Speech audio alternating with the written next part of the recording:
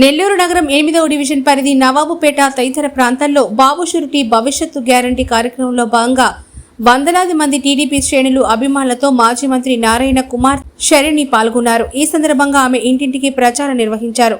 ఈ సందర్భంగా ఆమె మాట్లాడుతూ ప్రజా సంక్షేమం కోసం నారాయణ మంత్రిగా ఉన్నప్పుడు ఎంతో అభివృద్ధి చేశారన్నారు. ప్రజా సంక్షేమం గాలికి వదిలేసిన వైసీపీ ప్రభుత్వానికి బుద్ధి చెప్తామన్నారు. రానున్న ఎన్నికల్లో నారాయణ గెలిపించుకుంటే నెల్లూరు మెట్రోపాలిటన్ సిటీగా మార్చుకునేందుకు అవకాశం ఉంటుందని హామీ ఇచ్చారు. ఈ కార్యక్రమంలో స్థానిక మహిళా నేతలు, ముఖ్య నాయకులు తదితరులు పాల్గొన్నారు.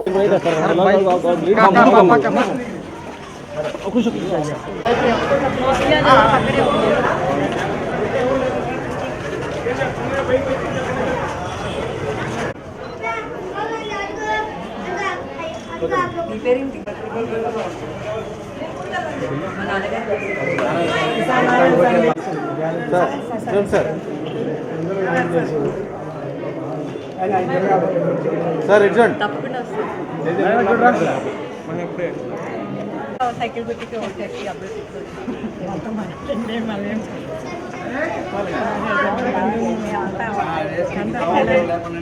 ఇదంతా నీట్గా అయిపోతుంది.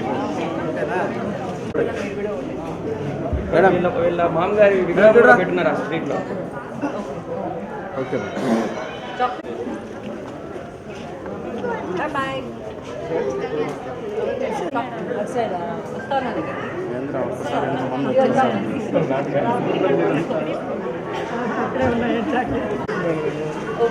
మెడికల్ కాలేజ్లో నేను ఎప్పుడు సార్లు ప్రతి ఒక్కరికి అబ్బా నిలబడ ముందు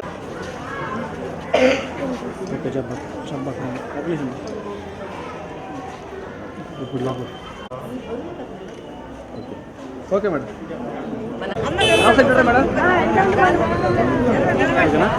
ఓకే మేడం.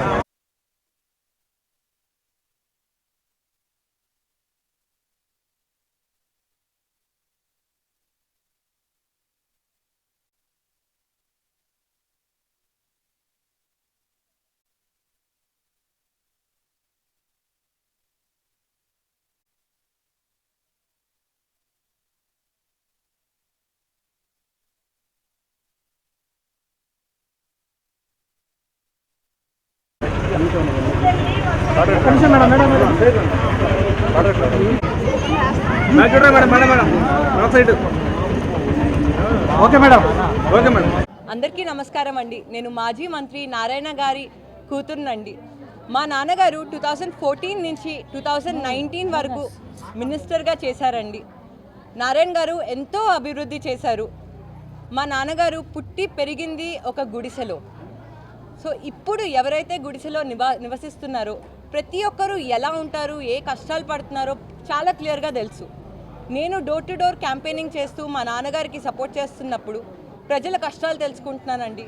ఆ కష్టాల్లో పేద ప్రజలు ఒకటి చెప్తున్నారు, మురిక్కాలో నుంచి డైరెక్ట్గా వాటర్ గుడిసెలోకి వచ్చేస్తుంది, నివసించడానికి చాలా కష్టంగా ఉందని. అది నిజమండి. మా నాన్నగారు కూడా ఇలాగే ఉన్నారు చిన్నప్పుడు. సో ఖచ్చితంగా నారాయణ గారికి కష్టాలు తెలుసు. నారాయణ గారు మినిస్టర్గా ఉన్నప్పుడు under ground drainage system start చేశారు. అది 90% కంప్లీట్ అయిందండి. మా నాన్నగారు మళ్ళీ మినిస్టర్గా వస్తే, ఎమ్మెల్యేగా వస్తే నారాయణ గారు ఫస్ట్ చేసే ఒకటి under ground drainage system complete చేయడం. ఎందుకంటే నెల్లూరులో చాలా దోమలు ఉన్నాయండి. ఆ దోమల్ని అరికట్టాలంటే ఖచ్చితంగా under ground drainage system establish చేసి మురికి నీళ్ళు అక్కడికి వెళ్ళిపోతే దోమల ఫ్రీ సిటీగా డెవలప్ అవుతుంది. అదొకటే కాదండి, టీడీపీ ప్రభుత్వం 2014 నుంచి 19 వరకు ఉన్నప్పుడు పార్క్స్ డెవలప్ చేశారు. చిన్నపిల్లలు ఆడుకోవడానికి, అదేవిధంగా పెద్దవాళ్ళు కూడా హ్యాపీగా తిరగడానికి, వాకింగ్ చేయడానికి పార్క్స్ అనేది చాలా బాగా అప్గ్రేడ్ చేసి ఎస్టాబ్లిష్ చేశారండి. కానీ ఇప్పుడు పార్క్స్ యొక్క పరిస్థితి ఏంటి? నారాయణ గారు గుడిసెలో ఉన్నారు కాబట్టి నారాయణ గారు మినిస్టర్ అయిన వెంటనే 2014లో ఫస్ట్ ఇనిషియేటివ్ తీసుకుంది గృహ నిర్మాణం. 47,000 హౌసెస్ 8 monthsలో పూర్తి చేశారండి. అది మామూలు విషయం కాదు. మా నాన్నగారికి ఆ కష్టాలు తెలుసు కాబట్టి, అక్కడి నుంచి వచ్చారు కాబట్టి ప్రతి ఒక్క పేద కుటుంబం నుంచి వచ్చిన వాళ్ళు కష్టాలు పడకూడదు, ప్రతి ఒక్కరికి ఒక హౌస్ ఉండాలి, హౌస్ అన్నది బేసిక్ ఎసెన్షియల్, బేసిక్ రైట్ అనుకొని గృహ నిర్మాణం చేశారు. కానీ వైసీపీ వాళ్ళు వచ్చి అది కూడా ఆపేశారు. ఇప్పటిదాకా ఆ 47,000 హౌసెస్లో ఒక్క హౌస్ కూడా ఇవ్వలేదండి. అదొకటే కాదండి, మీరు విద్యారంగమే తీసుకుంటే గవర్నమెంట్ స్కూల్స్ని ఫస్ట్ టైం ఇంగ్లీష్ మీడియంగా మార్చారు. అది ఎంత కష్టమో మీ అందరికీ తెలుసు. ప్రతి ఒక్క విద్యార్థుడు ఇంగ్లీష్ మీడియంలో చదవాలి, తెలుగు మీడియం కాదు, ఎంతో అభివృద్ధి చెందుతారు. భారతదేశం ఎంతో అభివృద్ధి చెందాలి అని ఇంగ్లీష్ మీడియం స్కూల్స్ ఇంట్రడ్యూస్ చేశారు. వీధి వీధి తిరిగి డోర్ డోర్ క్యాంపెయినింగ్ చేస్తున్నప్పుడు ప్రజలు చాలా డిస్సాటిస్ఫాక్షన్గా చాలా కష్టాలు చెప్తున్నారు. కూరగాయలు రేట్స్ పెంచేశారు, పెన్షన్ రావట్లేదు, మేమేం చేయాలి, మేము ఎలా బతకాలి అని ప్రశ్నిస్తున్నారు. మీరందరూ ఓటేసే అప్పుడు ఒక్కటి ఆలోచించండి.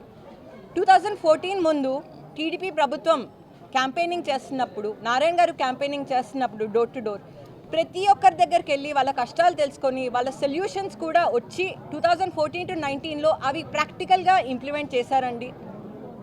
అండ్ అదేవిధంగా ఇప్పుడు కూడా మా నాన్నగారు పోటీ చేస్తున్నప్పుడు ప్రతి ఒక్క డోర్ టు డోర్ వెళ్ళి నెల్లూరు సిటీలో ప్రజల కష్టాలు తెలుసుకొని మినిస్టర్గా వస్తే డెఫినెట్గా అండర్ గ్రౌండ్ డ్రైనేజ్ సిస్టమ్ ఒకటి, పార్క్స్ ఇంకా బాగా ఎస్టాబ్లిష్ చేసి నెల్లూరుని ఒక పూర్తి మెట్రోపాలిటన్ సిటీగా ఎస్టాబ్లిష్ చేస్తారండి. మీరు ఓటేసే ముందు ఒక్కసారి ఆలోచించి ఒక్కసారి ఓటేయండి. అభివృద్ధికి ఓటేద్దాం, సైకిల్ గుర్తుకి ఓటేయండి, టీడీపీని గెలిపిద్దాం, మా నాన్నగారిని గెలిపిద్దాం. నమస్తే.